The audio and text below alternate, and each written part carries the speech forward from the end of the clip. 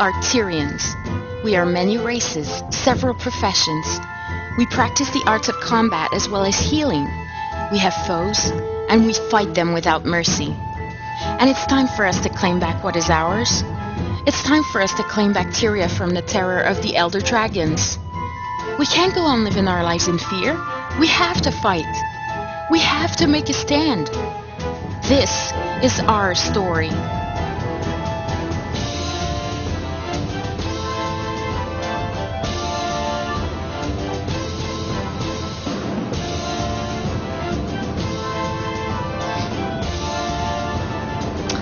Hello, everyone, and welcome to episode number 34 of Chroniclesoftyria podcast, Guild Wars 2 podcast for fans, by fans. On this week's episode, we will be discussing heroes of Guild Wars past, and I don't mean like the actual Guild Wars. I mean, Guild Wars 1.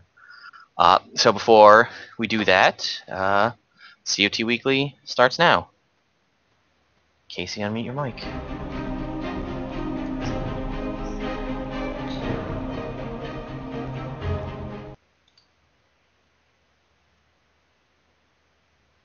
All right. Good evening, everyone. I'm Lagwyn. And I'm Kaysee.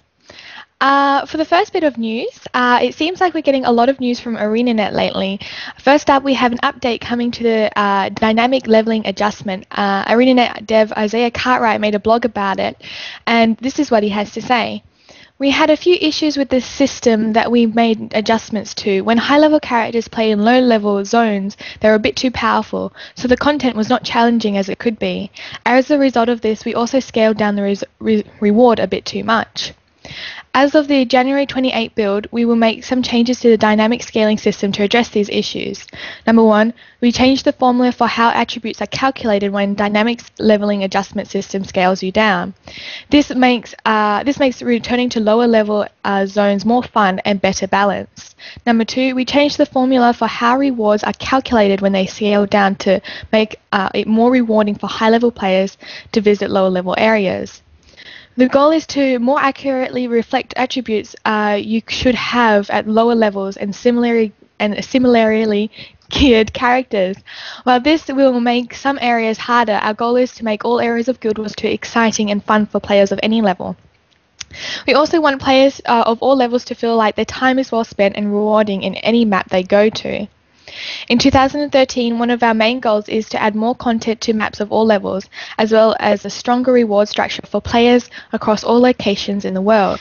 This will give us a strong structure of experiences, challenges, and rewards that are balanced for players of any level in any map to make the social experience of playing anywhere in our game more exciting.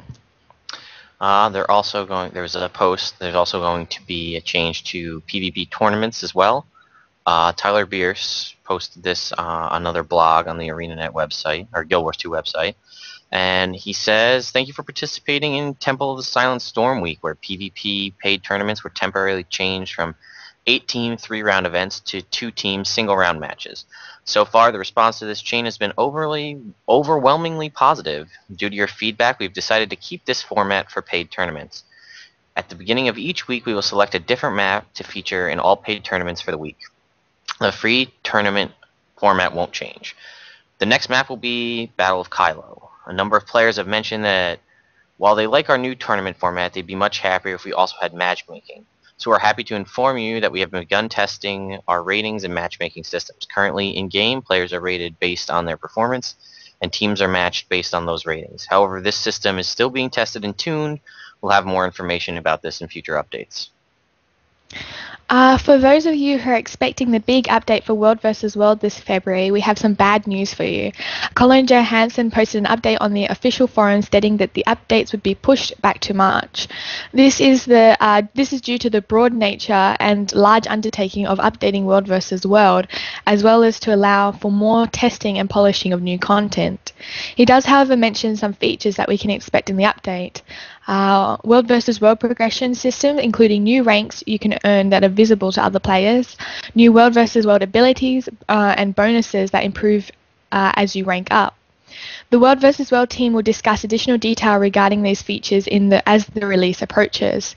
It also lists content that we can expect in future updates. This includes continued work to culling and to rebuild the way that our game loads models and compresses data to allow for more visible character names in World vs. World in the long run, as well as builds towards removing as much culling as possible from the game.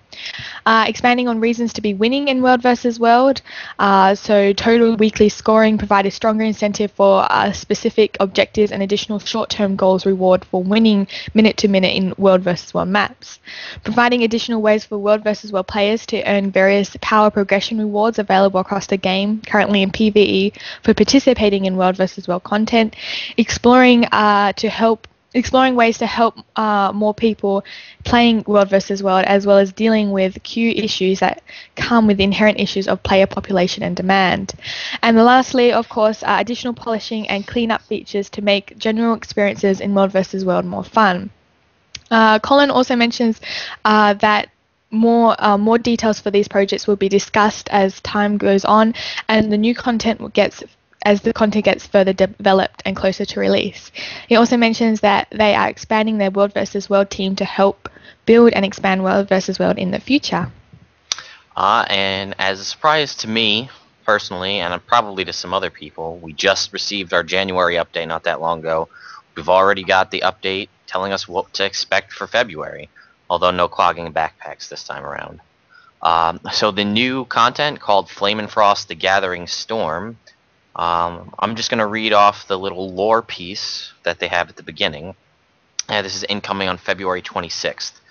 The situation worsens for the citizens of Wayfarer Hills and Diessa Plateau. Volunteers have eased the burden, but more refugees hobble down from the Shiver Peaks. The storm there gains momentum, but the forces of storms are beginning to rally. As actually, the forces of good are beginning to rally. I just threw storms in there because storms everywhere. They're sending their heroes to defend the land and its people.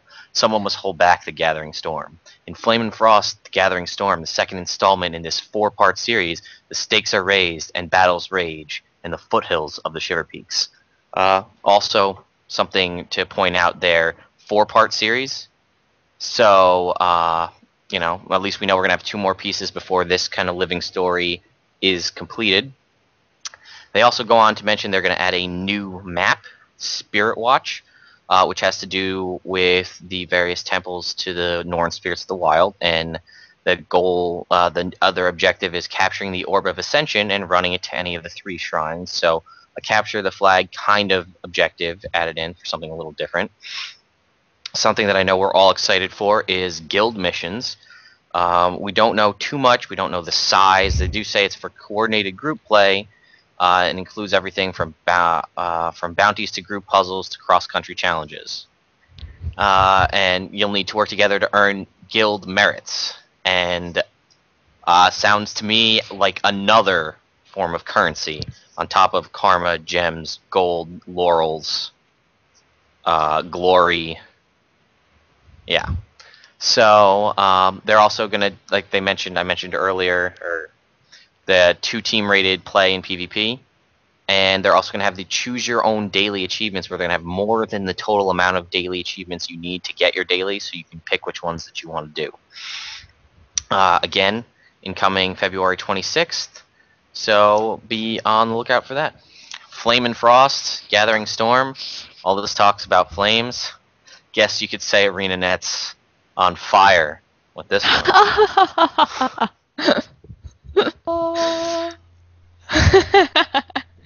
And lastly, on to COT news. One thing I'm particularly excited for is Dan is our resident World vs. World expert, and he has his own Facebook page, which is very interesting. It's called The War Room. Definitely go and like that if you haven't already. But our resident World vs. World expert, Dan, is going to be on Tales of Tyria this Sunday.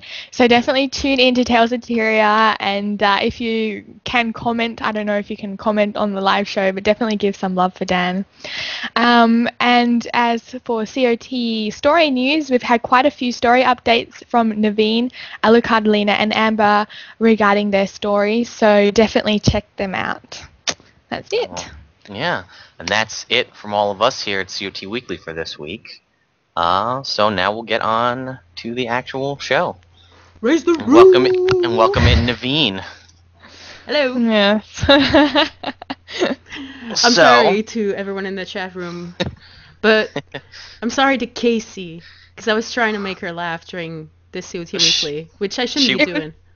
I think it's hilarious. It's going like chest bump, chest. Like I said, no need to make a bloopers video when all the bloopers are live. Yeah, exactly. So, ain't no party like a Naveen party, says Pirate. Yeah, Pirate, my man, my gold. Because Naveen party don't stop. It ain't no party like a Naveen party if the... No, I totally messed that one out. It's all good. Messed that one out, too? I don't know. I blame being French. Alright. That one up? Up? Up, yeah. Oh, okay. Write that one down. I thought it looked like you were writing something down over here, and I was like, is she writing down, like, messed that one up? No. Underline. I was looking at my emails. Sorry. So, again, for shout-outs, we'd like to thank everybody. We've been actually rising on the subscribers quite a bit. Yeah. Mostly in part to people coming out to check out the contest video, which still is ongoing. So be sure to check out chroniclesoftyria.com. There's also the videos on our YouTube channel. Our previous podcast, we talked about it too. So thank you to everybody here in the chat, Twitch TV. Looks like we got, I was going to say a full house, but it looks like just Pirate and a few others, just very chatty. But that's good too. I like that. So thanks again, Pirate. I'll shout out to you this week because Kaysee did it last week, and it seems we do it almost every week. Yeah. Naveen can shout out to you next week. Shout out. I'll wait until next week though. What were you gonna say, Naveen? Sorry, I cut you off there. No, that's okay. I don't remember. Oh yeah, I like the fact that we can see new people every week in the chat room. I like that. I like chatting with people. And then not paying attention from Mexico. So. No, not Eduardo from Mexico. Eduardo from Mexico. Sorry. Mexico. Mexico. It sounds sexy when you do it like that. Well, anyway. Una cerveza fría, por favor. Man, we are multilingual. It's getting hot in here. Oh my.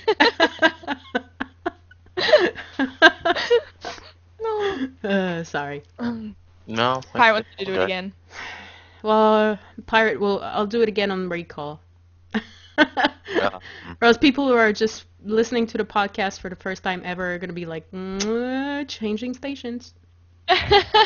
Yeah. No, seriously. No habla inglés. Oh man, I wish Anavri would be here. I know. I just a shout out. I totally forgot. Sorry, guys. Last week my Guild Mag appearance got cancelled during the last minute, so I'm doing it this Saturday. So yeah. So hopefully you guys can check out the Guild Mag and check out that podcast and see if you like it as well. It's a bit different than this, so not replacing. Don't replace, any of them. Just watch both. Okay? Thank you. Shout out.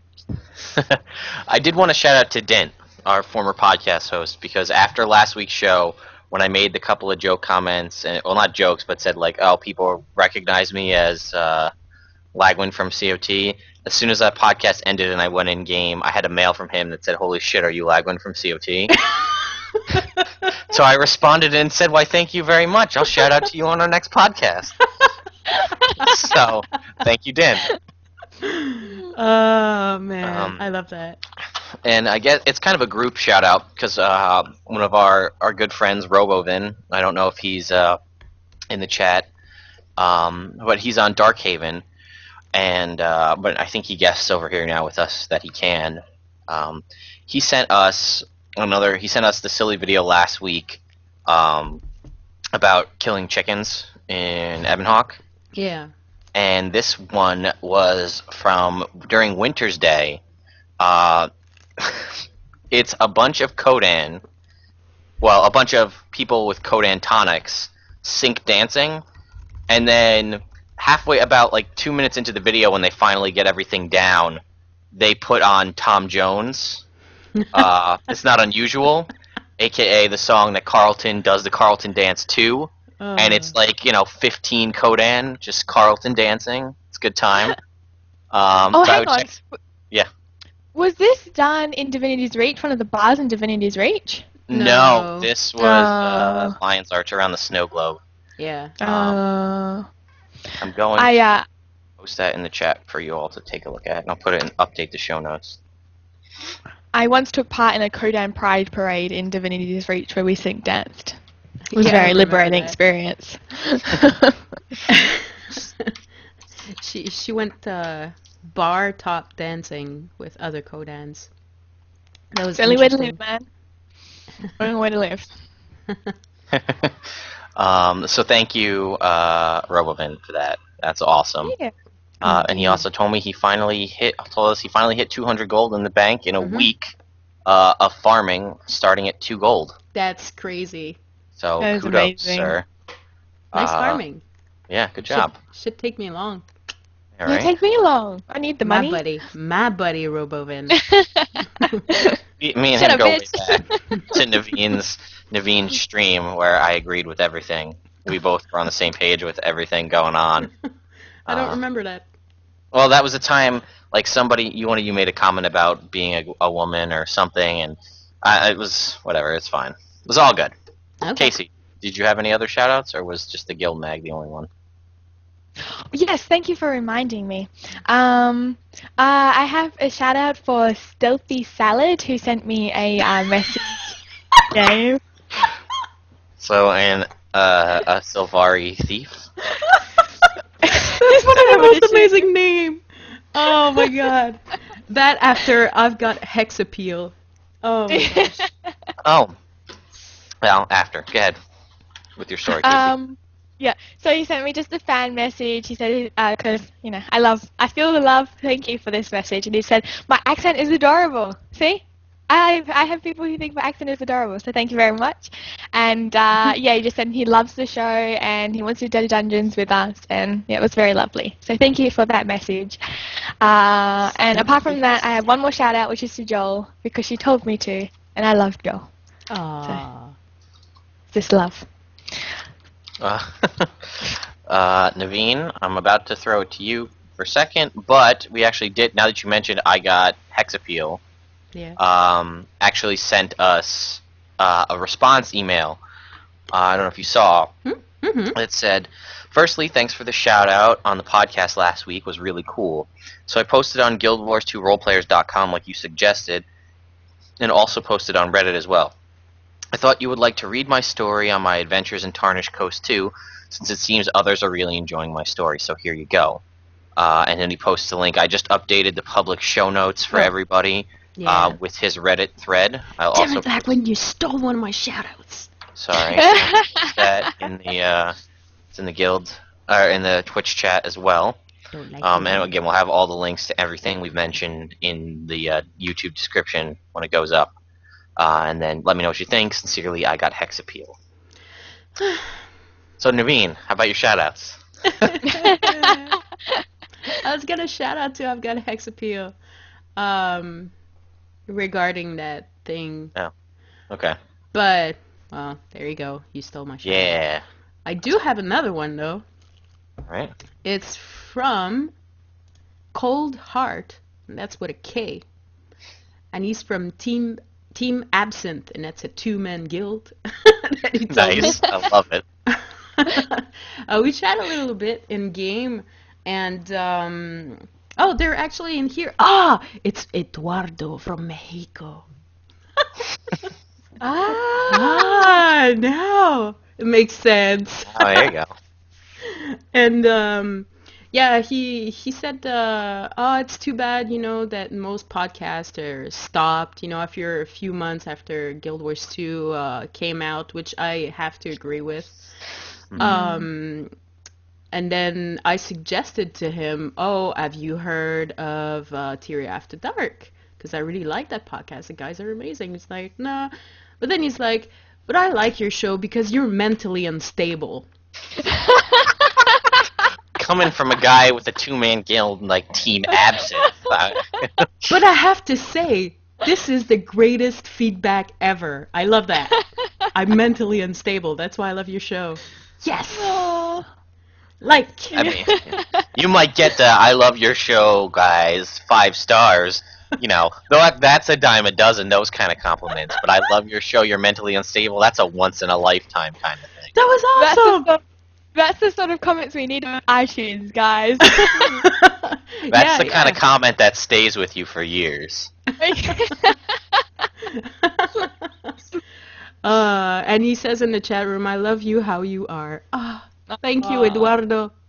Did I have another one? Oh, also, I'll update the notes too. But he has a DeviantArt account, and it's convex and concave.deviantart.com. He makes paperwork, and the figurines he makes they're just simply amazing.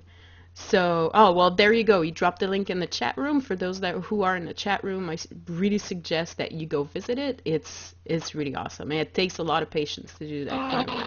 Wow. Yeah. Sorry. Yeah. So, okay, another shout out to Ketidid, because her birthday is tomorrow. Happy birthday, Ketidid! Happy birthday, Ketidid! Happy Happy birthday, Ketidid! Yeah, that's a nice way to avoid the royalties. That's how it's done. I was thinking happy birthday. We'll probably post something on the forums too, but. Oh, nice! Congrats, 21. Yeah. I'm gonna party it up. That's cool. Yeah, and awesome, because this is someone that recognized. She's one of the people that recognized me and was like, "Hey, is this Lagwyn?" And I was like, "You should, That's come true. over to." And then she's been playing with us pretty frequently in she dungeons. joined the guild. What's awesome though is that at first in the chat room we're like, Ketidid, that dude, blah blah blah blah. Then shows up on raid call. Hey guys, what's up? Ketidid's a female? What? Well, that's awesome. I knew prior to that was Kier, and I was like, that could be guy or girl. Yeah. And it's also Kirian's fault, because Kirian in my mind, I just put the two, and I was like, But anyway. So yeah, thank you everyone.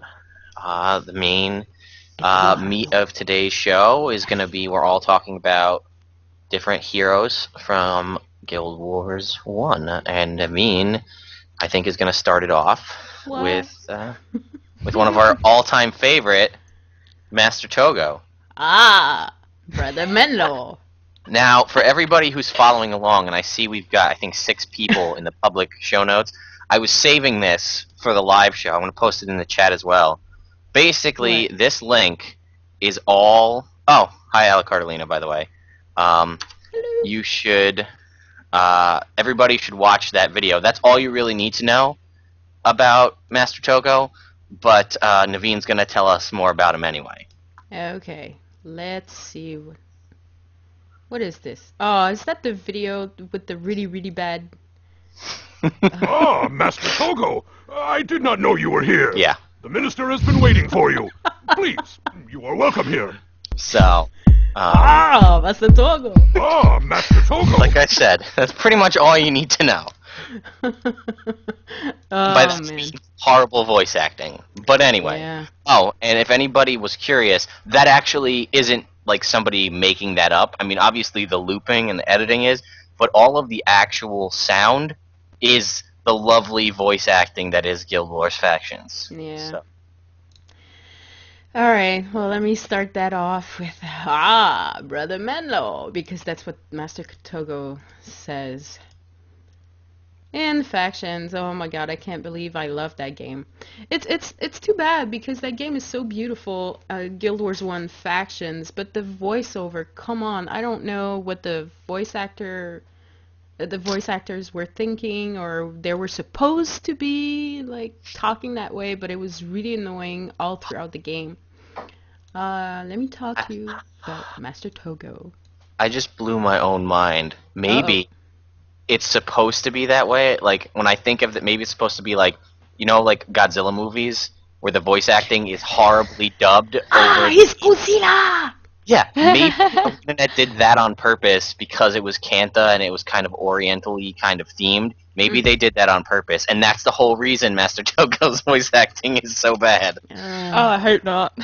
I hope not either, because, like, poor guy that does the voiceover for that dude, if he puts that on his resume, like, people are gonna be like, hell no. I'm not gonna hire that dude. Like, did you see the job he did on Factions? Blech. No, this is another instance where I feel so sorry if someone from ArenaNet is watching. They're like, yeah, I did that. It was my first try, you know. I tried really hard. Yeah. Anyway. Okay. Master Togo. On to law. On to law. Master Togo. First I'll read off the Guild Wars manuscripts that are for Master Togo. Son of the previous Kenthan Emperor and his beloved concubine, Yuki, because you see her in game too, Togo grew up in the place, Yeah, he grew up in a place. He grew up in a palace and helped raise his young half-brother, Kisu.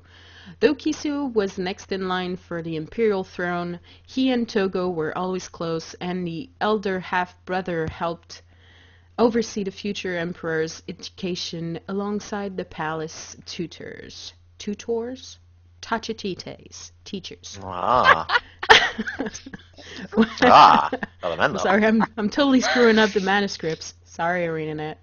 The teachers. When Kisu left his studies behind to take on the imperial role, Togo left for Shinje Monastery, eventually rising to a leadership position. In the time since, each has grown accustomed to running his own empire. Kisu, the literal empire of the dragon, and Togo, the most respected and holy academic institution in the land. There is no ill will. There's no ill will between them. I can't be serious tonight. I'm sorry. I drank too much coffee.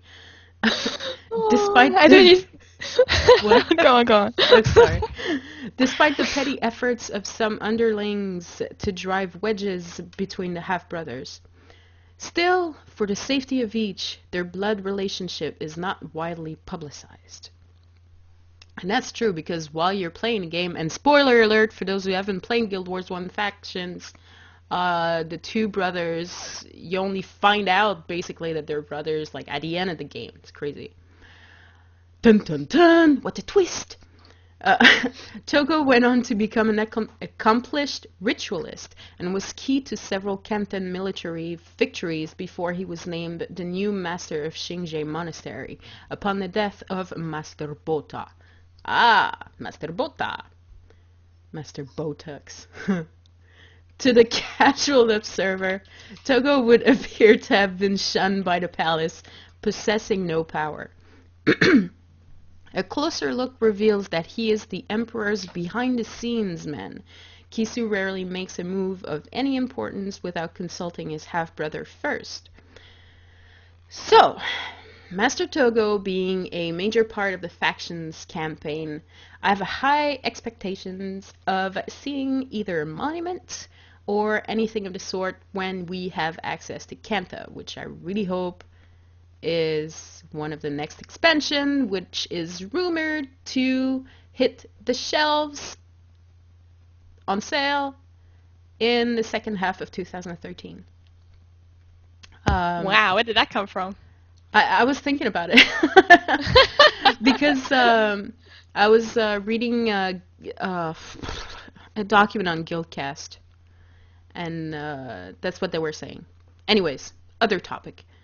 Master Togo had one of the funniest voiceovers for the Factions campaign, but then again, that's speaking a lot for the rest of the NPCs in Factions. And when you look in Wiki, you actually find out that the dude who makes the voice for Master Togo makes a lot of voices for several NPCs and factions, which explains the craziness of the fake Asianness, speakingness. So, Master Togo, he was the headmaster of Xingye Monastery and a long-standing friend of the Tengu, which you see in Guild Wars 2 and which probably will be a playable race. This friendship began during the negotiations with the Angchu and the Sensali tribes during the Tengu Wars, which we will probably learn much more about when the Tengu becomes a playable race or when we have access to their cities. Master Togo personally taught the best student in the monastery until the plague struck Xingye Island. He sought out the cause of the plague and aided to stop Shiro Tagachi's plan, which I will talk about in another podcast. Ah, Shiro! I'm sorry. He aided in convincing the Luxons to unite with the Kurziks twice before the siege on Raisu Palace. During the siege, he was slain by Shiro, who used Togo's blood to break a curse and return the then envoy back to a human mortal. After Shiro's defeat, Togo's spirit was... okay, I don't know that word. Try it. Ensconced. Yep, you got it. Yes! What does it mean? I can tell you. Entrapped? Yeah. Yeah. Yeah. It's been a bad day at work today. I'm sorry. Word of the day today is ensconced. Yeah. Dictionary. Secret word. So his You spirit said the was secret word. Yeah. Into Tanakai Temple with other heroes of Kenta, replacing Kaolai and giving the title Defender of Kenta. So yeah, he did. It says on the wiki that the guy who made the voice for Master Togo is also in Guild Wars 2. There are 3 NPCs that we know about that he's the voice actor for, and it's Agravane, Kagula, and Tonka. I have no idea what they are. And I've checked, I've Googled. If anyone can explain to me who these NPCs are, I would be very grateful because I have absolutely no idea who they are. And that is Master Togo in a nutshell. He basically, all you have to know in general is that he was the master of Xingye Monastery. He taught the best of students. He died for the people of Kenta, protecting his brother. And since he had Imperial blood, well, it brought all that war, and Shiro was back to life. But Shiro I'll talk about in another podcast. And that's about it. Alright, thank you, Naveen. I also tried Googling and trying to find those 3 NPCs. Mm-hmm. Because I was like, I'm trying to think, like, I don't know who they are, but I'm trying to think if there was some voice acting that I was like, man, these couple of people, like, everything else was so good. Guild Wars 2, well, man, that one NPC was just like, what did they get for that thing? And then I would have hoped that I would have been like, oh, that's why. You know what these names remind me of, though? Agravane, Kagula, and Tonka. They remind me of the bad guys in Teenage Mutant Ninja Turtle. Toka and Razor? Yeah. That's exactly what I was thinking. Huh? I was like, babies! Babies! Mama! Exactly. Nom-noms! We're just gonna get some vanilla ice coming in here, and we'll feed them with fire extinguishers. Anyway. They sound like the underwater butterfly names, Avugalive and Kagugula. Tonka sounds Azura. There's not an apostrophe. Saryash, or something like that. Yeah, there would be more apostrophes. Yeah, that's true. I think. I Anyway. wonder if Gotta hope they never Alcarina come would be a close. name for one of these races. You took out, like... actually, you know what? If you made it Alucard, Yeah. but put an apostrophes between all the FLs, that'd actually probably be one. Yeah. Largo's names. Yeah, that's Exactly. Largo's thing. Oh yeah, thank you, Eduardo. Yes. Um. Right. Okay. Well, Yeah. thank you, Master Togo. Again, for those of you following along in the chat, and I mean, I don't know if you're listening on iTunes, you'll have to check out our show notes to be able to find it. But yes, Alec Cardellina, thank you for posting that for me. But there's the video link. All you need to know about Master Togo and the lovely voice acting that is Guild Wars 2.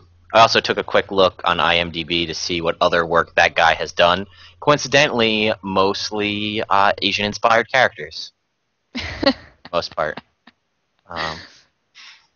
So anyway, I'm going to be talking about Talon Silverwing, which kind of is a nice kind of segue from Naveen talking about Master Togo, because there is some of the interaction between Master Togo and the Tengu. In fact, if you had the bonus mission packs, Guild Wars 1, you actually play as Master Togo as he's kind of working towards, in the Tengu Wars, and I think he meets the Soar something wing, Swift Wing, I forget, the kind of leader of the Anshu Tengu.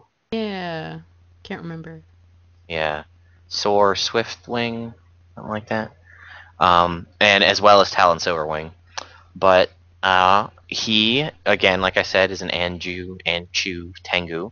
And he used to live in the Eyrie, which is kind of this... It's not too far from Xingye Monastery. It's kind of like a little camp holdout where most of the Tengu are kind of set up. It's on Xingye Island. And honestly, I didn't realize we don't have a ton of lore behind Talon Silverwing. I have some stuff, but like Naveen had mentioned, the Tengu Wars, he's actually defeated by General Zan, who is actually currently Headmaster Zan, who's the warrior headmaster at Xingye Monastery. Wait. I'm sorry. Zan as in Zan, the guy in our guild, Zan? No, not that. Not like Zenchu. Zann. No, not like Zenchu from our guild, who's actually an NPC in Guild Wars 1. Yeah. Okay. He's lucky like that. Oh, okay. But like for reals though. Yeah. Ask him about it. No, I know. It's crazy. Anyway, yeah, Zan as in Zhan. Oh, okay. But yeah, you see him. He's in kind of the area where there's all the headmasters for all the different professions. Headmaster Zan, and basically Headmaster Zan defeated Talon Silverwing in the Tengu Wars and didn't kill him, let him live.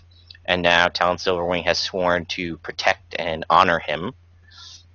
And actually, Talon is the guy who gives you your warrior skills and lets you choose warrior and as warrior as your secondary profession if you're a faction's character. There's not a ton of missions involving him. After you leave Xingye Monastery, he can join you as a henchman in a bunch of different places throughout factions, and you find him again in Eye of the North, and he actually shows up in the Norn fighting tournament as well. Gotta say, probably one of my favorite henchmen before they put in heroes, just because it was cool to have somebody that wasn't a human, and I liked running around with him, and he looks pretty badass with his katana hanging backwards and his feather hand and his shield. And also in the Kining missions he has charge, so you could get from point A to point B a lot faster, so that was fun. But yeah, he, like I said, he's a Tengu, and that's pretty much, we don't have a ton of information on him. We do have a little bit of a mention of him kind of in Guild Wars 2. He has passed away since Guild Wars 1, but when Zhaitan rose and caused that great kind of wave that sank Kantha, majority of Kantha, the Tengu across the world saw it as a sign to move home back to Tyria, and actually a descendant of Talon Silverwing led the charge through Zhaitan's risen forces back to Tyria before they, and then they established a Dominion of Winds, and that's where they reside. Dun, dun, dun. Naveen, your husband's also trying to get a hold of you in chat, by the way.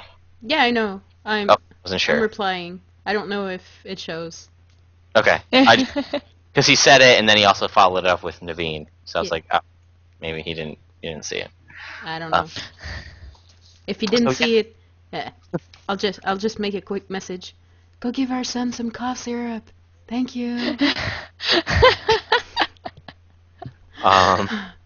But yeah, that's all I have on Talon Silverwing. I don't know, what about you guys? I mean, I know, Naveen, you're a big factions player like I was. Yes. There's not a ton of stuff. He just talks about how Tengu have honor and, like, don't mess with me, human, blah, blah, blah, blah. Like, his little chat bubbles. Not a ton of... Yeah, but I have a feeling that we're gonna learn a lot more about the Tengu and the Tengu Wars and Guild Wars 2 when they become a playable... because I have high hopes that they become a playable race. But yeah. I mean, like I said, I think it's the art book or the making of says they were a strong candidate for a race with the Dominion of Winds being their starting area, but they didn't make them a playable race because they wanted to focus on the existing races that they had. Yeah. But, like I said, that makes me think that they already started development for them as player characters, and they probably just, like, stored that away till a later date. So, alright, that's Talon Silverwing. Said not a whole lot. Yeah, that's okay, because we have other characters to cover anyways, and I don't want this show to last on forever. Alright, so next up is Naveen's old boyfriend before Logan came along. The bearded boyfriend. Ugh.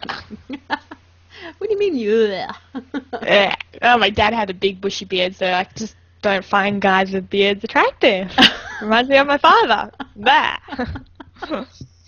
Whoa, okay. Ooh.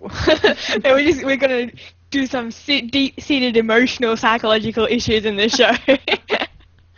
Oh man, crazy. Yeah. Oh, anyway. Kaysee doesn't like people with beards. I don't know what that's Moving like. on. No. I find people with beards quite trustworthy, because my dad was trustworthy. I just don't find them attractive. Anyway, moving on. That's okay. I just want to point out that the chat room is broken for me, so I won't be able to see stuff. Too. Sorry. Why don't everybody try refreshing? Maybe that'll do it. Yeah, I tried that, and now it's just Okay. All right, so I will talk about Rurik. Because Rurik... that sounds like a frog sound. Rurik. Oh, you're right. Rurik. I don't know. Canadian frogs, maybe. I don't know if you guys. Whatever. This is what I'm working with, people. I wouldn't trade it. Sweetie, what a nice night. I love being sitting with you here next to the lake. What do you like most about this night? Well, I do love the sound of the night. Rurik. Rurik. So speaking of Rurik, hang on. Yeah, speaking of Rurik, here's a little bit of the manuscript from the Guild Wars manuscript about Prince Rurik, and we'll try to be very serious about this because Prince Rurik was my Guild Wars 1 Logan Thackeray. Love him. I don't know why, but well, actually I'm pretty happy and lucky about the fact that no one likes the characters that I like, so I don't have to fight much. I found that you also choose like prior engaged characters. Like Logan's kind of got this little crush on Queen Jenna, and Rurik was like engaged, and I'm pretty sure pretty sore about the whole thing. Was he married? No, he No, get he was married. engaged. He didn't get married, right? Yeah. Well, he's single now. Well, he was. He was. I'm pretty sure he's still sore about losing her. Oh, you mean burned at the stake? There's nothing wrong with that. There was only me. Means like, yeah, I definitely didn't tell the Char where they could find her or anything. Shh, lag, come on. What up? I love it. All right. From the Guild Wars manuscript. Firstborn son of King Adalbern. So now you know who Rurik is.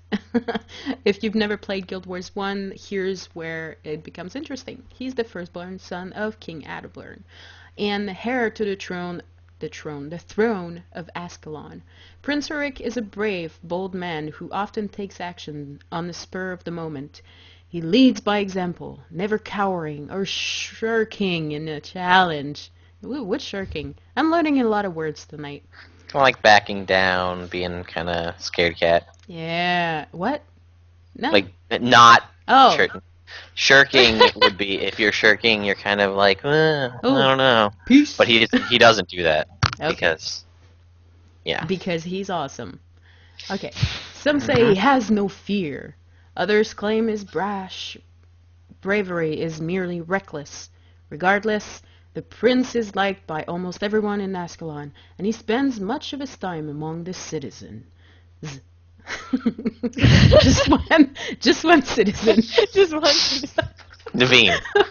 I did say I wanted to be so serious, sorry. Preferring the company of commoners to that of Ascalon's rich upper crust. Why do you call it a crust? That's a thing. Okay, manuscripts. As a boy, Prince Rurik trained at the Ascalon Academy and did a stint as an officer in the army. Today, well, that was back then, he maintains a fighting force of his own, known as the Ascalon Vanguard. These soldiers are completely independent of the king's financing and influence. Rurik's father, King Adalbern, takes a certain amount of offense to this, though he keeps it to himself and his closest advisors. Though the prince is loyal to his father, he doesn't always agree with the men's methods or ideology.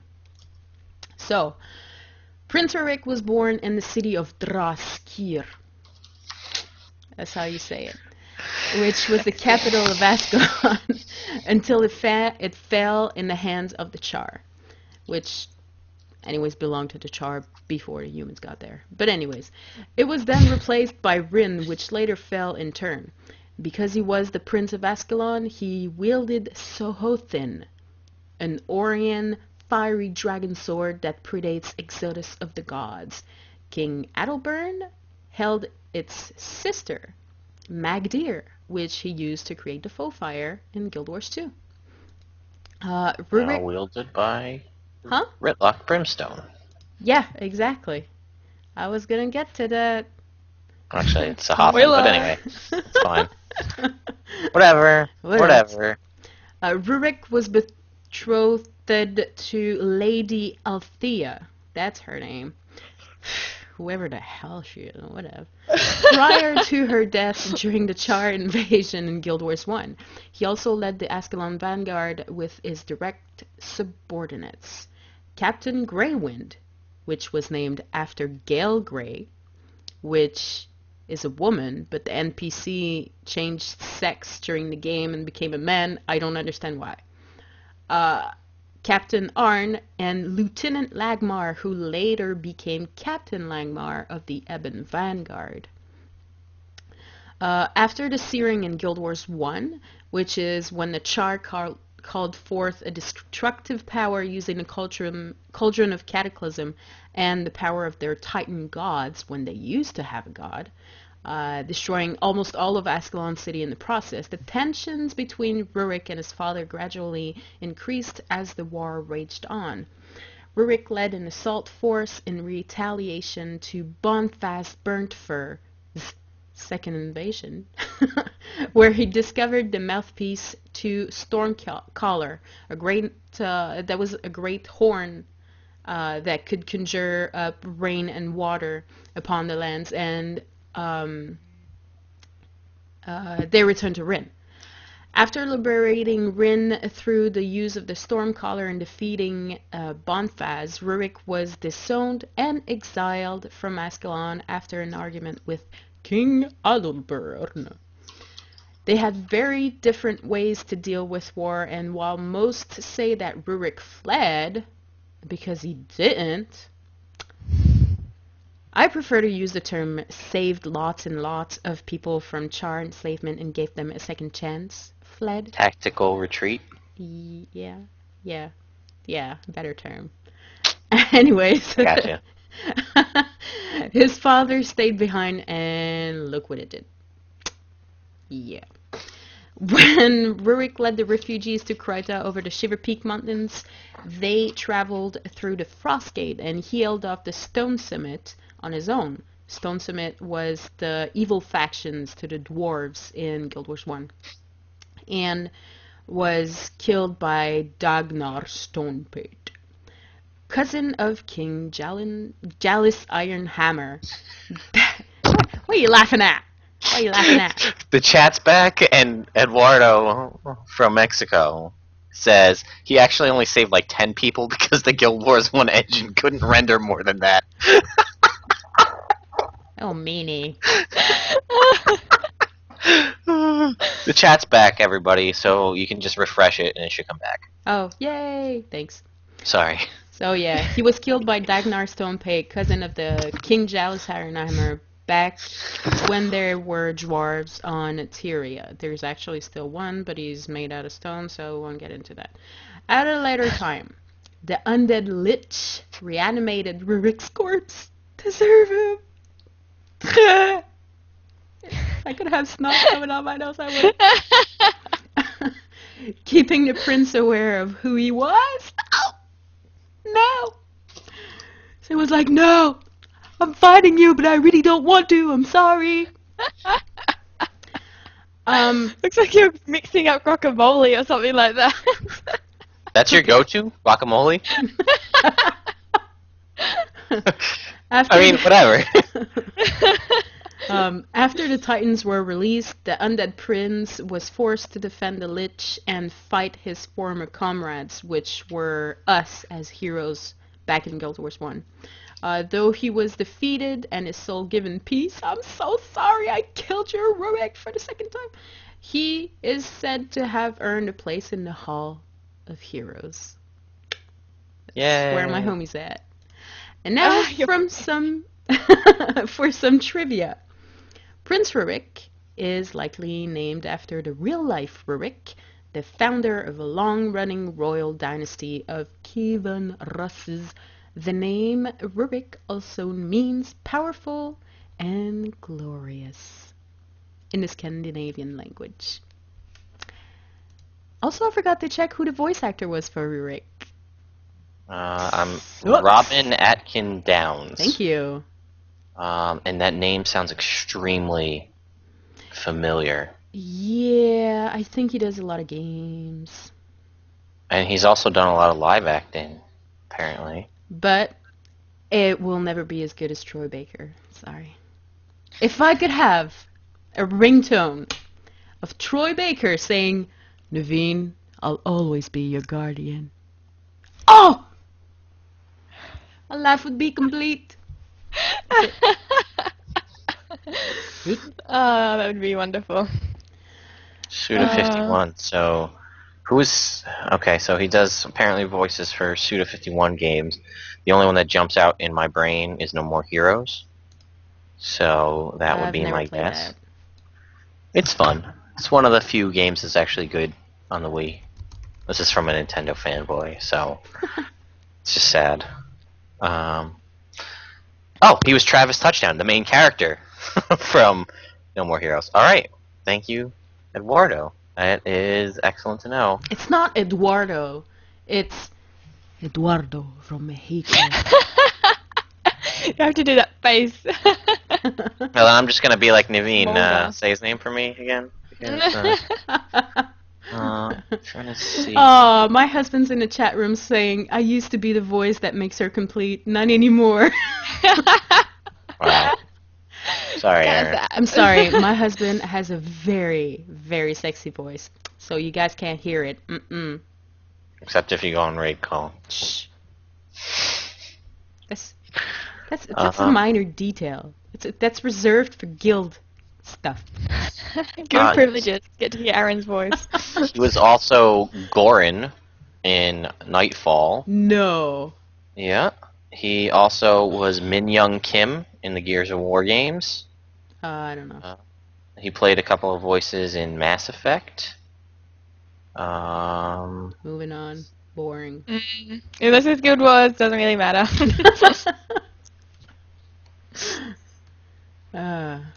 You guys. What? I don't I'm know. just saying. Rurik. Yes, it's mine. Oh, also, I have like 3 mini Ruriks in Guild Wars 1. And I have a potion that turns me into Rurik.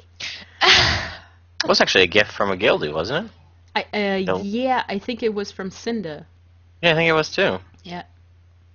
Yeah, she was just like, well, I forget what we were trying to get you to do, but she's like, I'm gonna go buy her one. Maybe she'll do it. I forget what it was. I don't know.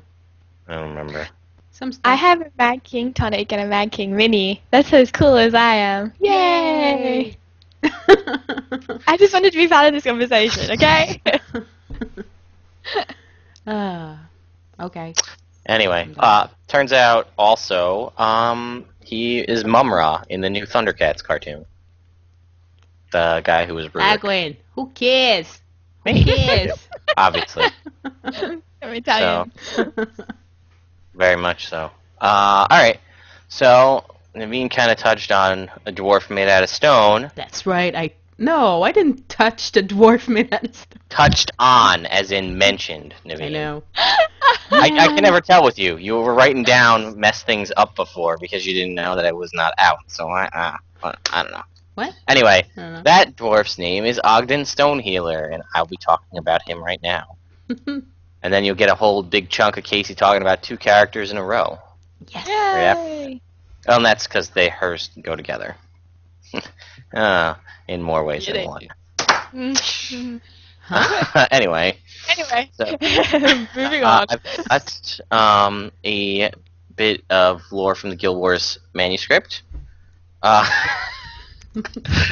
you, Kiata, for joining in chat and says, okay, Ogden, point where Naveen touched you. So, from the manuscripts. I was about to type something, but I can't. I'll keep it PG-13. I'm sorry. Okay, go ahead. Ogden's talent as a healer surfaced early in life, making him a chosen... Marking. It's weird. Anyway. Marking him as the chosen of the Great Dwarf from a very young age. As a child, he had the uncommon ability to cheer his fellow dwarves with simple things, a helping hand to those in need, a kind word to ease suffering. He was a boon to his family and a blessing to his friends. Yet as he grew older, the very gift that set him apart became a burden to the young dwarf. Empathy can be terrible, and is a cruel thing on the battlefield. Ogden has retreated into himself, hiding within a shell of determination as strong as a mountain rock. Ogden is loyal to his Deldrimor king and is a true believer in the Great Dwarf. He knows the ancient prophecies of the Great Destroyer, having studied them from childhood, and there are few dwarves alive who understand the implications quite as well.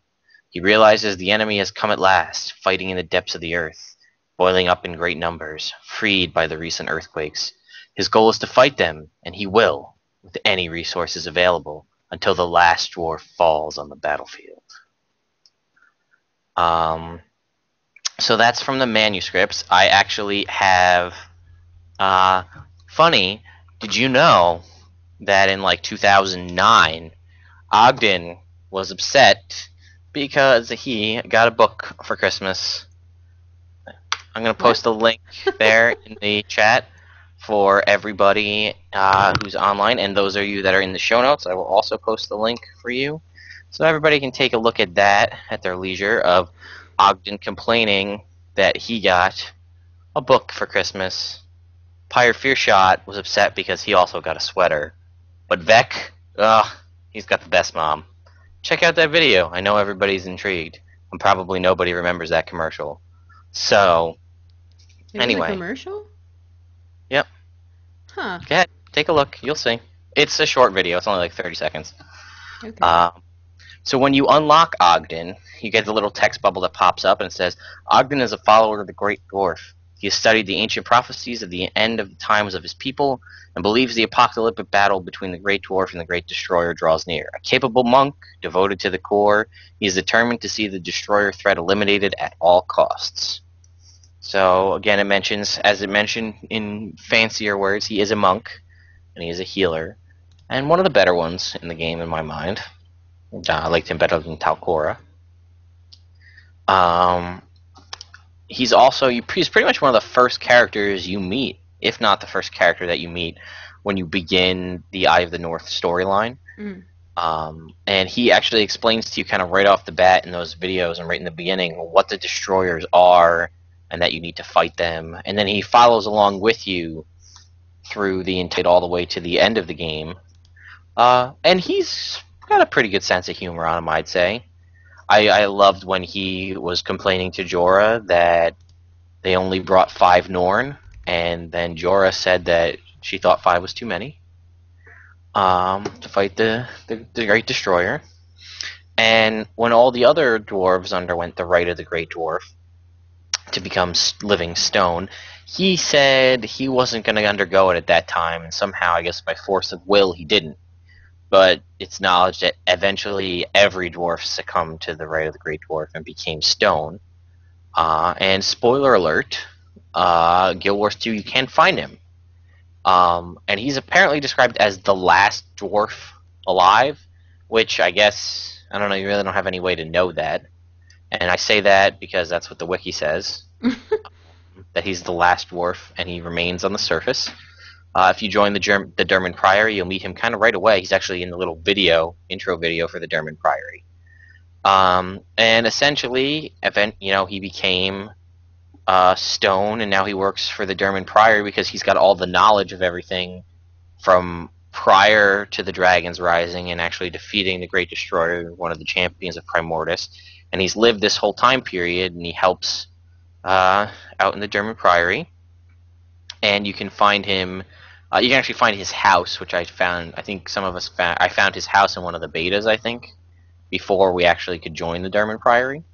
You can't actually go into his quarters, but it's pretty much right outside the Derman Priory.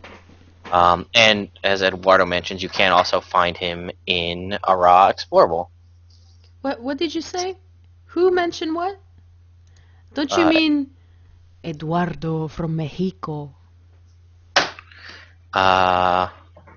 Yes, that's exactly what I meant. I'm going to try to get your name in here as much as possible so Naveen has to stop everything that's going on and then say the name correctly. Kaysee, your mic's on mute. We can't hear you. Hello. Hello. I can see her going like... Yeah. And I'm like, can't hear her. Just the great part. They're just seeing her miming over there. One day you should just go in black and white face paint and mime. Yeah. Raise the roof as a mime. Sorry. Someone get me out of here. Says, never get tired of that, Naveen.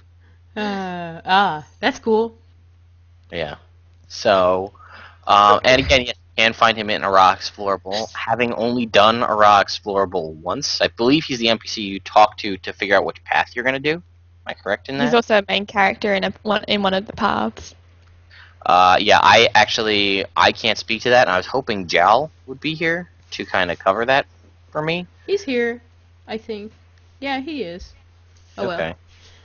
Well. Joel is here. So, Jal, if you're here, anybody else in the chat who can speak up to anything regarding Ogden in a raw explorable, I don't have the knowledge. I've only done it once, and I was kind of rushed through it in my mind because everybody else had done it and didn't realize that I didn't know what was going on. That's okay. Okay, Jal, yes, you're here. Thank you, Jal. Have you done the path at all? Do you know anything interesting that happens with Ogden from a raw explorable? It's pretty bad. We rely on our watchers for lore. Well, I would have played it if I had time. But, like I said, I had a sour taste in my mouth from 4 hours fighting Giganticus Lupicus in September and then rage quitting with everybody else. Oh well. But while we wait for an answer, you can keep on going. That's actually the end of that. I do have some interesting trivia, though, regarding the voice actor. He's actually got some pretty interesting things, and some other related video games, and Guild Wars 2 as well. Not just Ogden. I don't even think he did Ogden in Guild Wars 2, to be honest with you. Really? From what I looked, he's pretty much been the Incredible Hulk in almost every animated version of the Incredible Hulk. Nice. Also Thing, and he's Shifu in the new Kung Fu Panda cartoon. He's Baird from Gears of War. He plays all of the brute characters, like the stupid mindless noises of the brutes in Halo, and the undead noises in Left 4 Dead. Mario Auditory in Assassin's Creed 2 with the most awful line, Ezio, it's like your cousin, it's me, Mario. Ruined the version right there. Most importantly, though, Mad King Thorn in Guild Wars 2. What? Yep. Really? Mm-hmm. Wow. Damn. That's cool. Yeah, so it seems like a lot of the actors who did major voices in Guild Wars 1 got some part in Guild Wars 2. And he's just got a pretty good one I know we talked about before the show. But I'm actually going to throw it your way, Kaysee, for Brother Mhenlo. Brother Mhenlo? Yeah. I was waiting for Naveen to say it. Brother Mhenlo. There we go. I thought you were going to do an impression too. Oh, well. No. Brother Mhenlo. No point doing it when we have the best here. You have to do this with your eyes too. For those who are listening to the podcast, I'm like kind of extending my eyes where I'm kind of putting mascara on it. And be like, Brother Mhenlo. Even though he had no facial is a drag expression, queen. the entire 0 facial expressions in the game. I just had an image of Master Togo like in a mirror doing his mascara, and Mhenlo walks in. He's like, Brother Mhenlo. Nice. Brother Mhenlo, I did not know that you shared the same bathroom. Want some of my mascara? Want to slip into this silky dress with me? That sounds Indian. Wow, you are Brother we are Mhenlo. multilingual today on COT Podcast. Nothing wrong with cross-dressing. If Togo wants to cross-dress, he can cross-dress. Just putting it out there. If there's an artist in the chat room or listening to the podcast, I want to see that picture. Master Togo as a drag queen. Yes. All right, I'll do Mhenlo now. Get your buddy in the chat there. Naveen. I don't want to say his name because. You mean Eduardofrommexico? Yes. He said, Brother Mhenlo, could you please... Brother Mhenlo, could you please give a sponge bath? Nice. So wrong. So going into yaoi now. Yeah, I know. Moving on. Alright. So yeah, I'm doing Mhenlo and Cynn, and the reason I'm like having this big lot together is because they kind of have a thing for each other, and it's pretty cool to put them in together. So basically I read the Guild Wars manuscript for Brother Mhenlo. Born in Serenity Temple to a priest of Dwayna and a priestess of Balthazar, Mhenlo has been steeped in the teachings of healing and smiting magic. A devoted servant of both Dwayna and Balthazar, he has studied hard his entire life and has been rewarded by both the gods and of his providence. But paying allegiance to two gods has not been without its consequences. Having no clear path to follow, Mhenlo has a tendency to overanalyze situations and possible consequences, not sure whether to take the path of aggressive strength or that of defensive grace. Mhenlo has spent much of his life in Serenity Temple, paying homage to the old gods and studying the path which will lead him to enlightenment. He has also spent a long stretch of his youth studying under Master Togo of Shingji Monastery, where he was exposed to even more religious and philosophical teachings that made it no easier for the young monk to find focus in life. But the teachings of Togo and the ritualist's wisdom made a deep impact on Mhenlo. When Master Togo sends a request for Mhenlo's aid, the monk wastes no time gathering his friends and setting out for Camphor. So that's just a quick summary of Mhenlo from the Guild Wars manuscript. In Guild Wars 1, he's a monk henchman and a member of the Heroes of Ascalon, which is basically this like group of heroes from Ascalon their adventures take them all through all the campaigns, and they're really famous and yada yada yada. So he was a henchman for Prophecies, Factions, Nightfall, and Eye of the North. And I kind of consider him as this unofficial main character henchman, because he's actually pivotal in like kind of the string that connects all the campaigns together. And he's in my mind, he's kind of like Mhenlo is the Traherne of Guild Wars 1 if Traherne had like a tiny bit of personality. If Traherne was kind of cool. And didn't take your entire story over. Yeah. Oh no. No, Mhenlo was a very good character. Yeah, because Mhenlo, like, he seemed to know everyone. It's like he went to camp, and then he went, to Eye of the North and yada yada. But he doesn't he's not imposing or still got personality, and the fact that he still, he has a relationship with Cynn in the end is very interesting. He has a lot of personality, and there's also a lot of secret behind him. Like, you think, oh, he's such a good character, but it's kind of insinuated in the in Factions especially that he's kind of got like this, not a badass, but a ladies' man. Like he called ladies in Canther and stuff like that. So like he actually has personality to him. He was born in Tyria, like it said in the thing, born in Saradini Temple, grew up in Tyria, and was the last foreigner to study under Master Togo at the Shinji Monastery.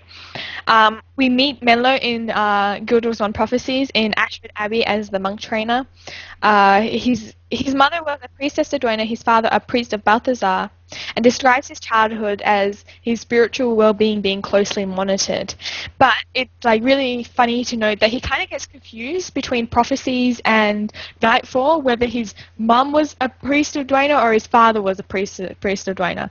Because later on he says that his father was a Duena, his mother was a priest. He was what? A robot, Kaysee. And her voice, your mic's going up and down too. Like, no, not physically up and down. Oh. Like the volume is going up and down. You're muted. Now we can't hear you. Did you mute yourself? Okay. Is that better? Is that better? Yes, much better. Happened there. What? How far did you hear? He gets confused between Prophecies and Nightfall, whether his mum and dad are priestess or priest of Balthazar, which is like a pretty big thing to forget. But yeah, so like I would go with the Prophecy in Nightfall. They just kind of got it confused and they accidentally wrote the wrong text. But in Canthe, he's particularly well known by the Luxons and the Kurz, which if you played Factions, the factions of the campaign. Settlers of Ascalonian. Ascalonian settlements is for Ascalonians to settle. He apparently once did a fake Kurzix, which resulted in them assuming he was dead, but really no information is given as to what that favor was. But I mean, you got to be pretty thankful to a person that they do a favor and they end up dead for it. Yeah, so he's pretty interesting. I really enjoy him as a character. And he's very interesting. He's definitely the Traherne, but he's actually an interesting version. And I like that there's other sides to him, a romantic side with Cynn, and that he's also he was a playboy when he was younger in Factions, which makes sense. I mean, if you spend your entire life in a temple and all of a sudden you go to a different land and like you're free, there's like one thing with twins.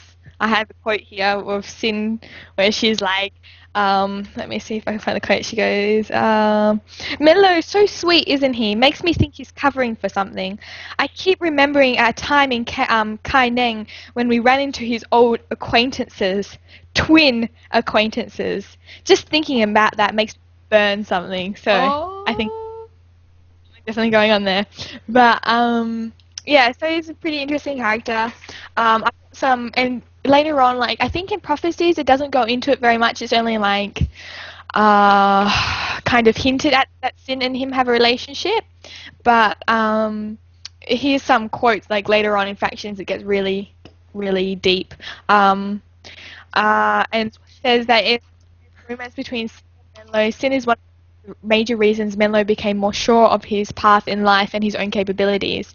And here are some quotes he has about Cynn, which makes me laugh and makes I have journeyed from Ascalon to Cantha to Alona. I have battled undead, braved a plague, and defeated ancient gods. But my greatest deed will always be winning Cynn's burning love. Aww. And then another quote he has about him and Cynn is, Cynn breaks people. I put them together again. I'm not sure if that's a good start to a relationship, but at least we have something to work with. So, and this is another quote.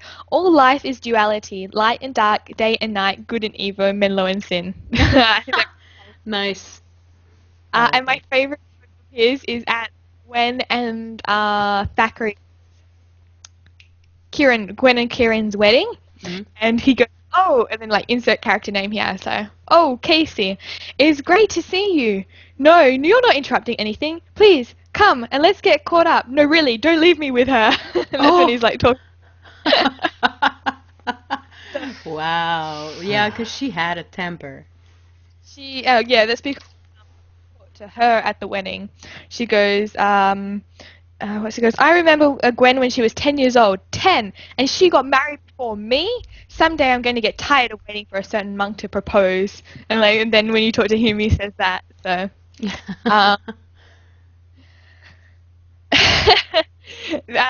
Naveen's favourite person, would you like to say his name? Eduardofrommexico. Says Cynn in that relationship, which is totally right. But now that's really good because I'm moving on to Cynn now. And this is what the Guild Wars manuscript have for Cynn. A former child prodigy, Cynn always had people catering to her every whim. Her family was among nobility in the city of City boom sim. Wow, wow, wow. City boom sim sim. City boom sim sim. Drop the bass. Sorry. Woo. How would you say it? Sirmia? Sirmia? Sirmia. Sirmia until the Char invasion and the Searing.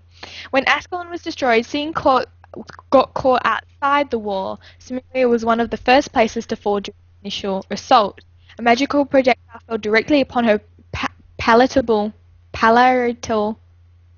Directly on her room. How many words are we at for tonight for new words of the day?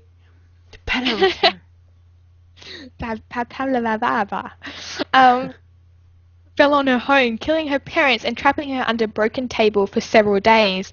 A child warband discovered her while looting the city. They dug her out, thinking to make a meal of her, but Cynn had other ideas. She single-handedly wiped out the entire warband, turning them and the remains of her home into little more than a smouldering pile of ash.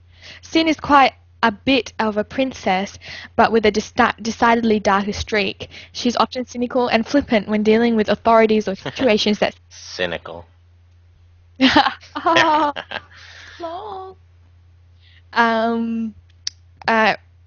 Because of her experience during the Searing, Cynn has developed a rather cavalier attitude to her own death. Consequently, she tends to bite off more than she can chew, and often gets herself and her friends into trouble. So, like, in my opinion, she's sort of like Gwen. She lost everything, her home, her family. They dug her out to kill her, except she doesn't bitch about it every 2 seconds. Oh, nicely said. Cynn has always been, like, from the start, my favourite character in Guild Wars, for sure. She's just really strong, and I think in a lot of ways, I don't know if this is, like, copyright or anything like that, but Kaysee is my character Kaysee, not me. My character Kaysee that I like to write about is often taken a little bit from Cynn, because I always admired Cynn in Guild Wars 1. The fire and the princess and the, you know, very aggressive, not always the most likable character. She's a fire mage henchman and is also a hero of a member of Heroes of Ascalon, and she appears in all the campaigns. Cynn has a strong affinity with fire magic, which I think is a reference to her fiery hot nature. And she has a quote, which is, "Yes, I have a fiery personality, like I've never heard that one before." So there's all of her battle cries when she's like in the middle of a fight has something to do with burning and fighting, fire and burning and that sort of thing. She also it looks pretty much her in total is that she's a very aggressive character and has a very spoiled princess personality, but you can see that a lot through like her reactions with Mhenlo. She has a very jealous personality as well, and I've got some quotes that make me laugh. So in Faction, she goes, "What is with this place? Every female around here seems to know Mhenlo personally. Well, he better hope none of his little friends upset me too much. Sometimes my spell is." So nice. Pirate Also in says, the chat room, he said the Cynn sometimes was kind of sinister. Oh. And that was before your cynical comment. Apparently, everyone likes Kaysee. Kiata says you will address her as Princess Kaysee. And Aaron says Sunshine Princess. Damn. Sunshine Princess Kaysee. Say that like 3 times really fast. No. Sunshine Princess Kaysee. Other than the fact that you cut out half of that, it sounds like you might have got it. Oh man. The thing is trolling.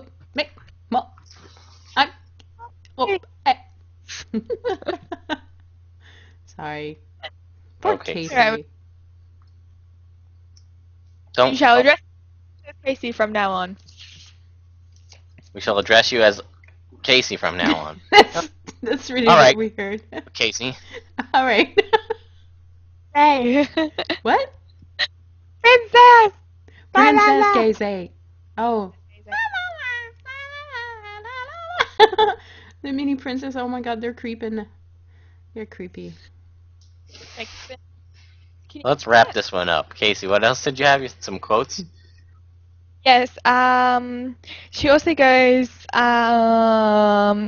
Factions, Jamil, this is one of the henchmen, really enjoys winding up Cynn about Mhenlo, and Jamil has a lot of quotes about Mhenlo and the time that they spent together, and like one of the things that she says is, better not stand around for too long, Cynn might get fired up again. And my favorite thing, I think definitely which got me really interested in the relationship between Cynn and Mhenlo is in Eye of the North. Someone has paid really close attention and put a lot of effort into where the henchmen are standing in Eye of the North in the outposts, and there's a lot of non-verbal things being shown there, and one of them is Cynn can be seen throwing a and while Mhenlo talks to Lena, which is the other henchman at Olaf's homestead. So the two of them are talking, and she's standing a little way back, and she's doing the thrown tantrum remote, which is stamping her foot and going like this and go like that. The slash pout or something? Yeah. Maybe, yeah. Yeah. Oh man, that's a nice addition. And also other things like other times Cynn can be seen arguing with Mhenlo, and Menlo's like begging for forgiveness or something like that, and then or they're standing apart from everyone else. So there's a lot of it doesn't really say anything, but there's a lot of things put in there that really elucidate them. And I really try when I get them as henchmen, I try and keep them together. I don't really often take Mhenlo without Cynn because I'm just cool like that. Anyway, yeah, so basically, she's my favorite character, strong personality. She doesn't whine like Gwen. So, yeah, that's how I did her. Yay! All right. I like how we're always synchro and yay! Uh-huh. Yeah. There's also 2 books that you can find in the book Carts and Divinity's Reach. There's one that's called Firebrand, Tales of Cynn. And there's another one called The World on a Turtle Shell, My Time with the Luxons by Mhenlo. Okay. So yeah. That is, I think... Oh, and there's also Torn Between Two Gods, The Story of Mhenlo. I wonder if there's any other ones for Mhenlo. So the ones that he had the biggest relationship, but he wrote a book about the Luxons. Hmm. Yeah, well, you know. Mhenlo. What are you gonna do? Thank you for that, Kaysee. Yes, thank you very much. Yeah, I think that's it, right? We got everybody covered. Yep. All right, so thank you everyone for coming out to watch episode number 34 of Chronicles of Tyria podcast. We appreciate it. If you want to get a hold of us, hosts at chroniclesoftyria.com, in-game, Facebook, Twitter, you know, Just YouTube. go to chroniclesoftyria.com and you will have every single link you need. But one thing you have to do, for me, please, please, just go to iTunes, leave us comments, rate our show. 5 stars, 5 stars, 5 stars. I really like just 1 tard on this show this month. You don't want to alienate any viewership. Stars. No, it doesn't matter. Even if you don't put stars, just leave a comment. I like comments. And if you want to reach us in game, it's Kaysee, Lagwyn, or Naveen. Either Yep. PM or send mail.